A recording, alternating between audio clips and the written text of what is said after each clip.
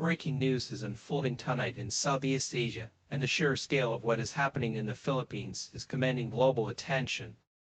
Just hours ago, authorities, independent observers, and on-ground organizers confirmed that an estimated 650,000 protesters have flooded the streets of Manila, overwhelming major roads, public squares, and areas surrounding government institutions. What began as early morning gatherings has now grown into a massive, sustained mobilization that many observers are describing as one of the most significant political moments the country has faced in decades. From the first light of day, crowds began forming across the capital. By mid-morning, entire avenues were already packed shoulder to shoulder.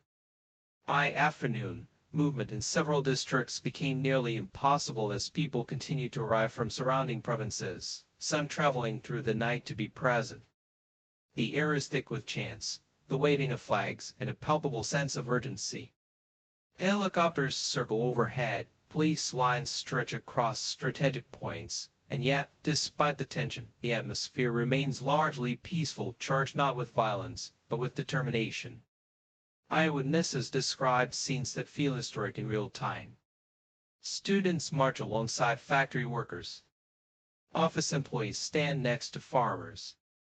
Elderly citizens sit on sidewalks, refusing to leave. Families bring children holding signs calling for accountability, dignity, and change. Many say this is not just a protest, but a statement of existence, a declaration that ordinary Filipinos refuse to be sidelined any longer. Lord Ben Ezerson says that today's mobilization is not driven by a single grievance. Instead, it represents a convergence of frustrations that have been simmering beneath the surface for years. Rising living costs have strained household budgets. Inflation has eaten into wages. Essential goods feel increasingly out of reach. Meanwhile, repeated corruption allegations and political infighting have eroded trust in institutions that were once seen as pillars of stability. Protesters say they feel trapped between economic pressure and political paralysis, with no clear path forward unless something fundamentally changes. Across the crowd, one question keeps resurfacing: is the Philippines standing on the brink of another people power-style revolution? For many Filipinos, the phrase carries enormous historical weight. The memory of past mass uprisings, peaceful, sustained, and ultimately transformative, remains deeply embedded in the national identity. Protesters openly reference that legacy, not as a threat, but as a reminder of what collective action has achieved before. Government officials have responded with caution. In statements released earlier today, leaders acknowledged the size of the demonstrations and reaffirmed the constitutional right to peaceful assembly. At the same time, they warned against attempts to destabilize the country, emphasizing that security forces are prepared to maintain order if the situation escalates. Police units have been deployed in large numbers, forming controlled perimeters around key buildings while avoiding direct confrontation with demonstrators. Protest leaders, aware of the stakes, have repeatedly called for calm. Loudspeakers broadcast reminders to remain peaceful, disciplined, and united. Volunteers move through the crowds distributing water, food, and first aid. Marshals attempt to prevent provocation, understanding that even a single spark could shift public perception and undermine the movement's legitimacy. As the hours pass, social media has become a force multiplier. Live streams show endless seas of people stretching into the distance. Drone footage reveals the true scale of the mobilization, with entire districts swallowed by human presence. Hashtags trend nationally and internationally, pushing images of Manila's packed streets onto screens around the world. Supporters hail the protests as a democratic awakening. Critics warn that prolonged arrests could damage the economy and scare off investment. Analysts say both sides have reason to be concerned. A crowd of this magnitude cannot be dismissed as a fringe movement. Sustained over days, it could exert enormous pressure on political institutions, forcing concessions, dialogue, or even leadership changes. At the same time, uncertainty carries risks. Businesses across Manila have shut early. Government offices are operating on reduced capacity. Transport disruptions are widespread. Each additional day of unrest compounds economic strain. Yet for many protesters, the cost of doing nothing feels far greater. Interviews from the ground reveal a deep sense of urgency bordering on desperation. People speak of working multiple jobs and still falling behind, of watching opportunities disappear, of feeling that decisions affecting their lives are made far from public accountability. Some say they fear what the future will look like if today's moment is wasted. Opposition figures have voiced support, framing the protests as a legitimate expression of democratic will. They argue that ignoring such a massive turnout would be politically reckless. At the same time, they caution that history shows how quickly momentum can be lost if movements fracture or demands become unclear. Organizers insist they are prepared, emphasizing coordination, clear messaging, and a long-term strategy rather than spontaneous outrage. As evening approaches, the crowds show little sign of thinning. Mobile phone lights illuminate the streets as daylight fades. Chants grow louder in waves, echoing between buildings. Police lines remain steady, restrained, and watchful. The situation feels balanced on a knife's edge, peaceful for now, but charged with the possibility of rapid change. International observers are watching closely. Regional stability, investor confidence, and diplomatic relations all hang in the balance. The Philippines is not just facing an internal moment of reckoning, its trajectory matters beyond its borders. How authorities respond in the coming hours may determine whether this movement evolves into structured dialogue, prolonged standoff, or something far more transformative. For now, Manila stands still, not frozen by force, but held in place by the weight of history, expectation, and collective resolve. The streets have become a stage where the future of the nation feels open, uncertain, and intensely contested.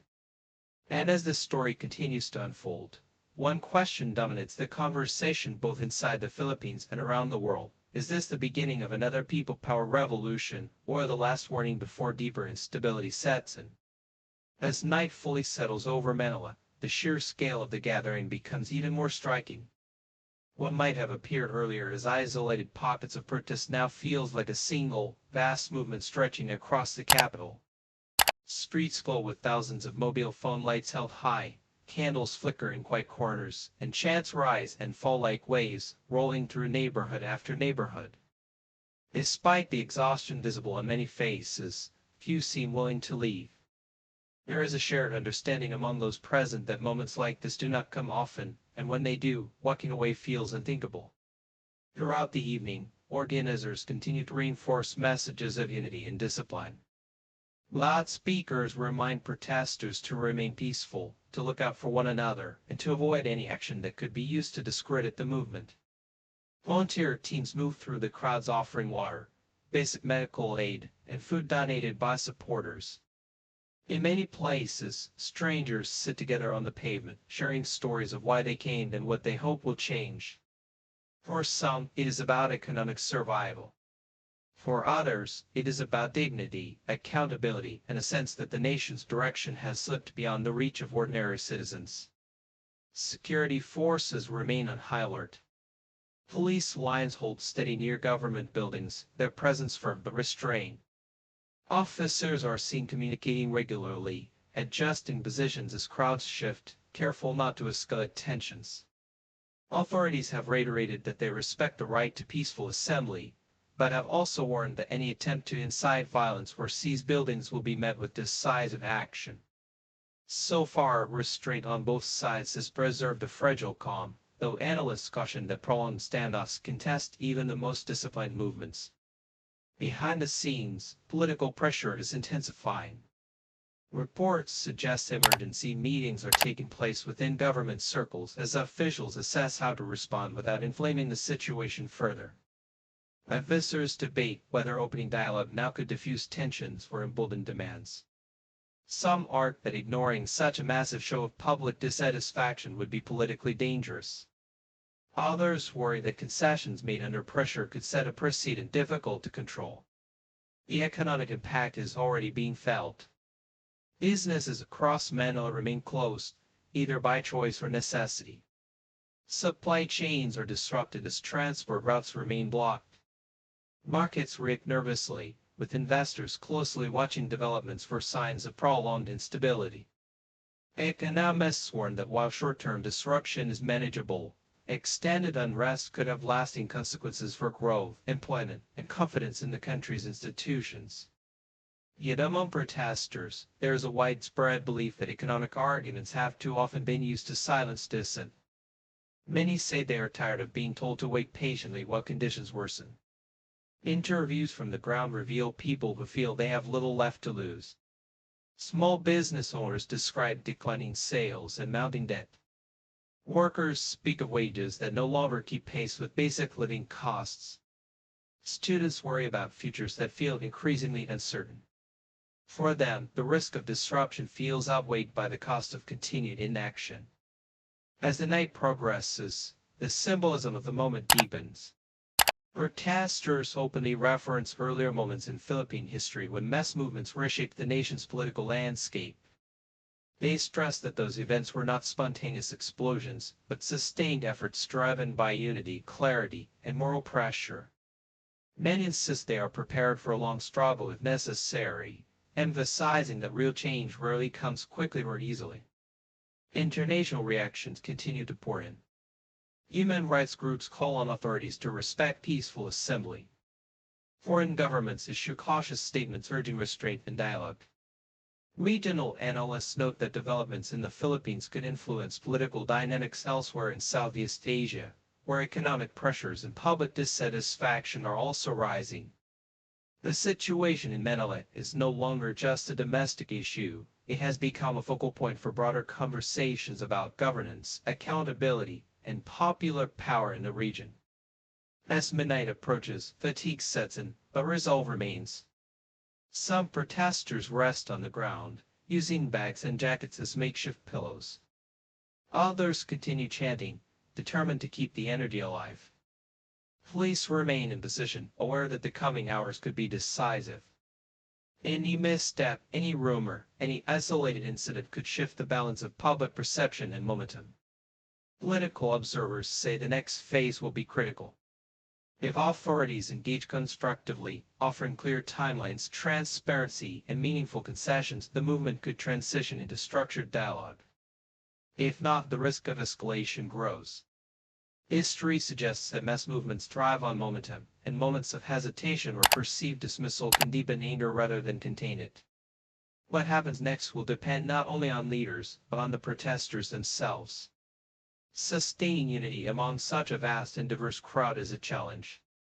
Different groups bring different priorities, and maintaining a single, coherent message will be essential. Organizers appear keenly aware of this, repeatedly emphasizing shared goals over individual grievances. As dawn approaches, the city remains transformed. Manila, usually defined by constant motion and noise, feels suspended in a moment of collective decision. The streets are no longer just pathways for traffic, they have become forums where citizens assert their presence and demand to be seen. The scale of participation alone sends a powerful message. This is not a fringe protest, not a fleeting outburst, but a manifestation of widespread discontent. Whether this moment becomes a turning point or fades into memory will be determined in the hours and days ahead. Will the government respond with openness and reform, or with delay and deflection? Will the movement maintain its discipline and unity, or fracture under pressure? These questions hang heavily over the capital as the nation watches, waits, and wonders. For now the Philippines stands at a crossroads. The voices filling Manila's streets are loud, determined, and impossible to ignore. The legacy of people power looms large, not as a guarantee of change, but as a reminder of what collective action has achieved before. As this story continues to unfold minute by minute, one thing is clear, this is a moment that will be remembered, whatever the outcome. We will continue to follow developments closely and bring you updates as they happen. Stay with us.